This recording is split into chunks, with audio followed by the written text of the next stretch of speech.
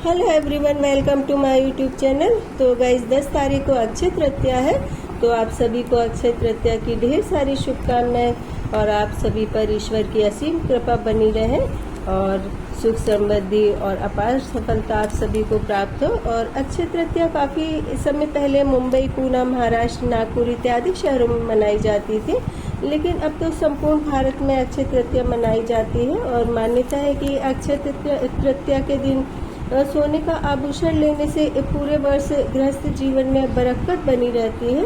लेकिन अब तो सोना इतना महंगा हो गया है कि शायद सोने के आभूषण वाले कैलेंडर से ही पूजा करनी पड़ेगी।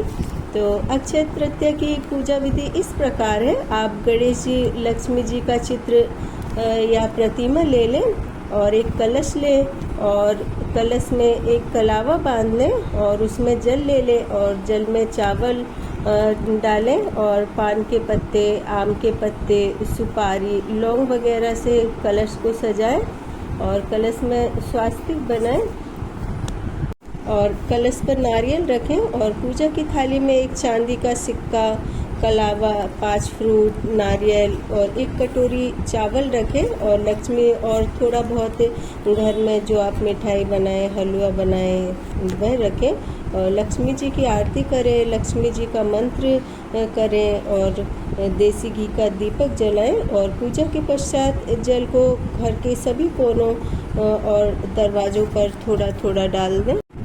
तो गाइस, आत्मा ही एकमात्र अक्षय है जिसका क्षरण नहीं होता और यह पर्व स्मरण कराता है कि भौतिक समृद्धि से अधिक महत्वपूर्ण हमारे आत्मा की समृद्धि है। तो अक्षय तृतीया का दिन अत्यंत शुभ माना जाता है और इससे जुड़ी कहानी इस प्रकार से है कि एक बार 5 पांडव और उनकी पत्नी द्रौपदी जब अज्ञातवास में थे तो उनसे ऋषि दुर्वासा ने संदेश भिजवाया कि वे भोजन करने आ रहे हैं और पांडवों के पास ऋषि को भोजन कराने के लिए अन्न का एक भी दाना नहीं था। तो द्रौपदी ने भगवान श्री कृष्ण से इस समस्या के समाधान के लिए प्रार्थना की। तो श्री कृष्ण वहां आए और उन्होंने देखा कि भोजन के पात्र में चावल का एक दाना है।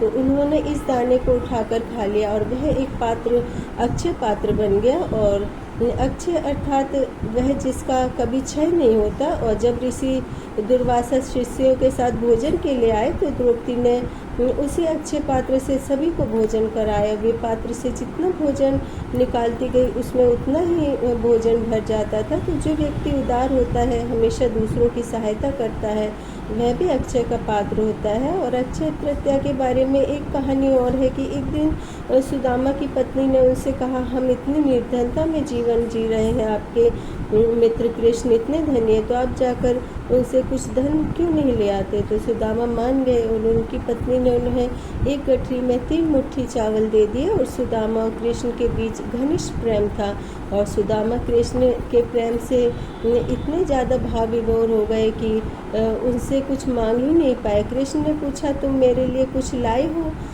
मुझे दे दो। तो सुदामा ने कृष्ण को चावल दे दिए। तो कृष्ण ने प्रेम से उन्हें खा लिया। और जब सुदामा अपने घर जा रहे थे तो बोले कि मैं तो इनसे मिलने के लिए आया था और मुझे ये उम्मीद थी कि कृष्ण मेरी मदद करेंगे, मुझे कुछ धन देंगे। और मेरी तो पोटली में जो चावल थे वो चावल भी उन्होंने खा लिए। अब मेरी पत्नी जब मुझसे पूछेगी मैं घर जाऊंगा कि मुझे क्या मिला, तो मेरी पत्नी जब बोलेगी कि कुछ नहीं मिला तो मेरी मित्रता पर भी शक करने लगेगी। लेकिन जब सुदामा अपने घर गए तो उनका घर एक गरीब झोपड़ी वाला था, तो उसकी जगह महल खड़ा हो गया। बहुत सारे नौकर चाकर थे और उनकी पत्नी भी आभूषण से लदी हुई थी। तो वो समझ गए कि जो मुझ पर कृपा है ये कृष्ण जी ने ही की है, मेरे मित्र ने ही मुझ पर ये कृपा की है। तो इस प्रकार कुछ भी असंभव नहीं है। और जब सच्ची भक्ति होती है वहाँ केवल आध्यात्मिक ही नहीं बल्कि भौतिक समृद्धि भी आती है। इसलिए लोग अक्षय तृतीया के दिन एक दूसरे को उपहार भी देते हैं और ऐसा माना जाता है कि यदि अक्षय तृतीया के दिन कुछ आपको उपहार मिलते हैं तो आपकी धन समृद्धि में हमेशा वृद्धि होती है। और यह संसार है जिसमें हम रहते हैं, ये सब वास्तव में कुछ भी नहीं है। एक दिन हम ये सब कुछ छोड़ करके चले जाएंगे और हमारी आत्मा शाश्वत है और आत्मा ही हमारा एकमात्र अक्षय है।